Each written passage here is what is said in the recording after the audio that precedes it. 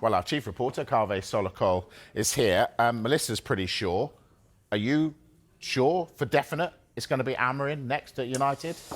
It's looking like it will be, and the clearest indication that it will be Amorim is this interesting statement we've had from Sporting today. Now, because Sporting are a publicly listed company in Portugal, they have to release any market-sensitive information to the Portuguese Stock Exchange. And that is what they did this afternoon. They released this statement, very intriguing, because we don't normally get this level of detail from a club who are involved in a situation like this. But the statement basically informed the Portuguese Stock Exchange that we have been contacted by Manchester United, and Manchester United want to play the release clause of our manager, Ruben Amorim, and we've told them that that is 10 million euros, which is £8 million, and United have expressed an interest in paying that release clause. So what does that statement tell us? Well, it tells us that Manchester United definitely want Ruben Amorim, and also reading between the lines, it says to me that they have had some kind of encouragement from sources close to Ruben Amorim or his camp that he is interested in coming to Manchester United, because otherwise they wouldn't have told Sporting's board that they were ready to pay the release clause. Well, if he does get the job, he'll be the 6th permanent manager after Sir Alex Ferguson. The fact that he'll be the 6th should tell him something. Do you think he understands what it is and what it takes to be the Manchester United manager? I think we have in the past talked about England being the impossible job. I think Manchester United is now becoming the new impossible job. I think he has got, if he becomes a United manager, he has got a massive challenge on his hands. Because make no mistake, Manchester United have fallen a long, long way behind the likes of Manchester City and Liverpool. Also, when you think about the work that needs to be done on the stadium, the continuing work on the training ground, the squad that he would be inheriting, full of lots of underperforming players, the fact that United, like all Premier League clubs, have to comply with PSR rules, which means that he won't have very much money to spend in the transfer market.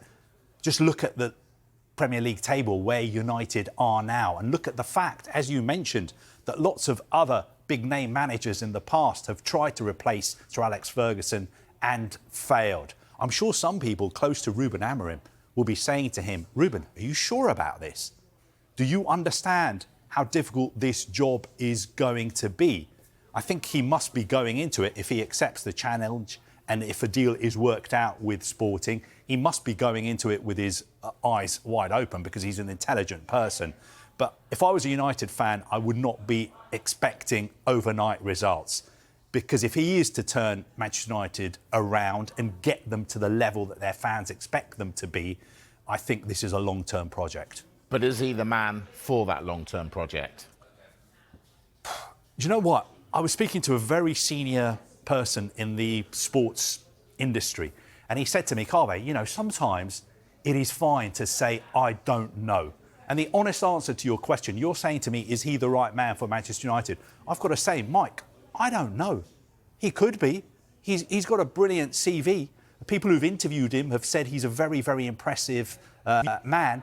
But we were having this conversation when David Moyes became the United manager. We were saying, look at the great job he's done at Everton. He is the new Sir Alex Ferguson. Yeah. Then when Louis van Gaal got the job, we were saying, look at the incredible job he's done with Holland, what he did at Barcelona, what he did at Ajax. Then when Jose Mourinho came along, we said, this guy is the special one. Manchester United have finally got it right. They've got the man who won all those trophies at Chelsea, at Real Madrid. He is the one. That didn't work out. Then I was standing here talking about Erik ten Hag, saying, I've been to Amsterdam, I've watched Ajax. He is incredible. He's just what they need. High press, transitions, all these buzz phrases that everyone throws around.